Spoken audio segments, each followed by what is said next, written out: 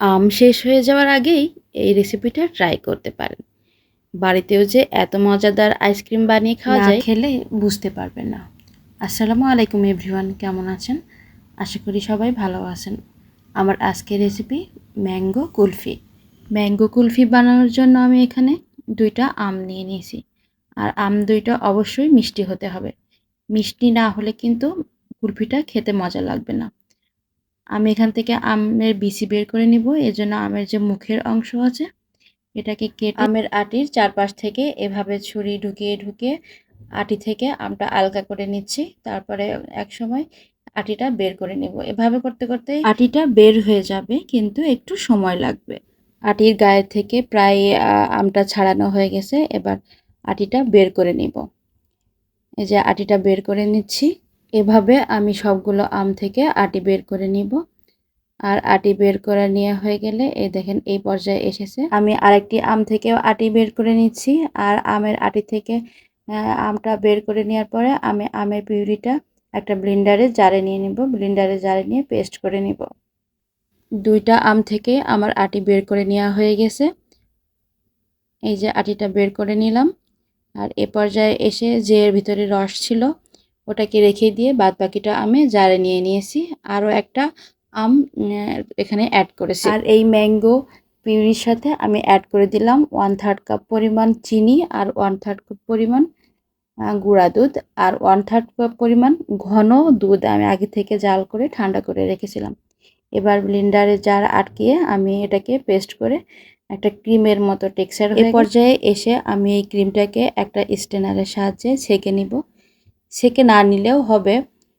যদি মনে করেন যে আমে আঁশ বেশি আসে তাহলে এটাকে ছেঁকে নিতে পারেন, তা না হলে এটাকে স্কিপ করতে পারেন, অসুবিধা নাই। আমি আমের পিউরিটাকে ছেঁকে নিলাম। আর এই আইসক্রিমটা বানাতে কিন্তু কোনো প্রকার ক্রিম লাগে না, ক্রিম আমরা অ্যাড করব না। এমনিতেই দুধ, চিনি, আমের পিউরি একসাথে ব্লেন্ডার করে নেওয়ার ফলে এটা একটা ক্রিমি টেক্সচার চলে আসবে আর খুবই স্মুথ হবে। আমার চেলে নেওয়া হয়ে গেছে, অল্প কিছু আঁশ ছিল।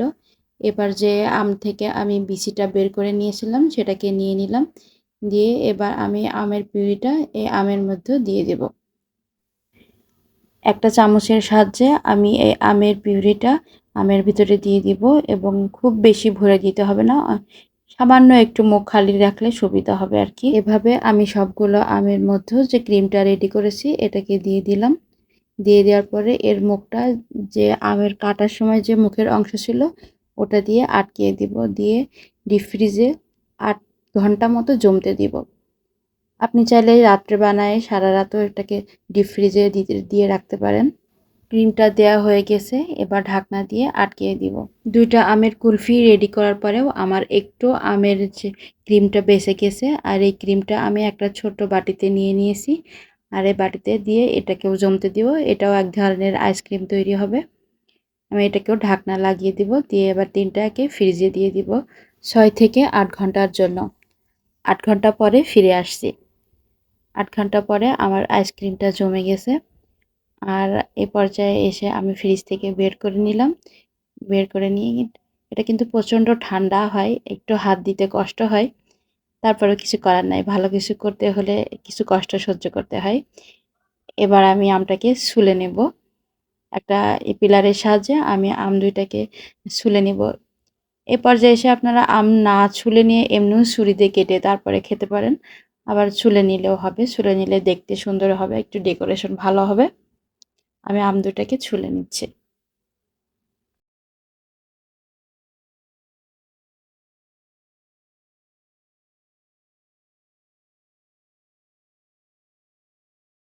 আম ছোলা হয়ে গেছে। এবার এটাকে পিস পিস করে কেটে নেব। আপনি আপনার পছন্দ অনুসারে পিস করে নেবেন। আমার এটাই পছন্দ হয়েছিল, এভাবে গোল করে কেটে নিচ্ছি। আপনি চাইলে যে কোনোভাবে কাটতে পারেন, গোল, লম্বা, যেভাবে পারেন কাটতে পারবেন। সাইজটাও ঠিক আপনার পছন্দ অনুসারে কাটবেন। আমি খুব মোটাও করছি না, আবার খুব চিকনও করছি না, মোটামুটি মিডিয়াম সাইজের করার চেষ্টা করেছি। আর প্রথমটা কাটার পরে আর দ্বিতীয়টা একটু আমি লম্বা করে কাটছি। এভাবে সবগুলো আম কেটে নিব। এটা দেখতে আমের মতো মনে হলেও এটা তো আসলে আইসক্রিম। তৈরি হয়ে গেল ম্যাঙ্গো কুলফি। এবার ডেকোরেশন করে নেব। আপনি আপনার পছন্দ অনুসারে ডেকোরেশন করে নিতে পারবেন। আসলে না বানাই খেলে বুঝতে পারবেন না যে এটা এত টেস্টি হয়। আমার ভিডিওটি ভালো লাগলে লাইক, কমেন্ট, শেয়ার করে পাশে থাকবেন। আর আমার চ্যানেলটা সাবস্ক্রাইব করবেন। আল্লাহ হাফেজ। সবাই ভালো থাকবেন।